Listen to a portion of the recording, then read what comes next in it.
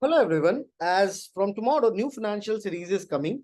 So this video is to guide you what are the basic checks you need to see in your document settings so that your numbers should get automatically updated in the new financial series. So first of all, you need to click on all module, go to settings module after that. Now click on documents. After this, go to document number format. This is the list of all my document along with the number format. So please check. As you can see, in this particular purchase order series, financial series reset is available. So in the coming year, now after the financial year on first, it will get auto reset on 01. But in this series, there is no reset type. If it is not available in your profile also, what you need to do, click on three dot, click on edit. Now here, after PO, click on show custom format. Go below.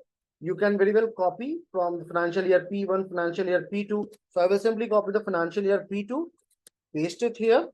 After that, what I will do, please check PO 240040. Select the auto reset duration, financial year. Go below, click on save. Please check once I clicked on save. Now the reset type is on financial year. So tomorrow it will get auto updated. How you may be able to add a new series as per the financial year reset type. Click on add new series.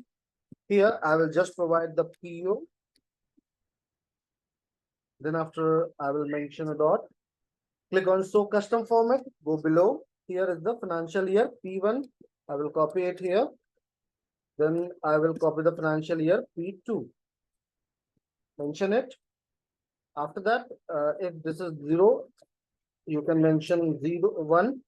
Auto reset duration, financial year. Go below. Click on save.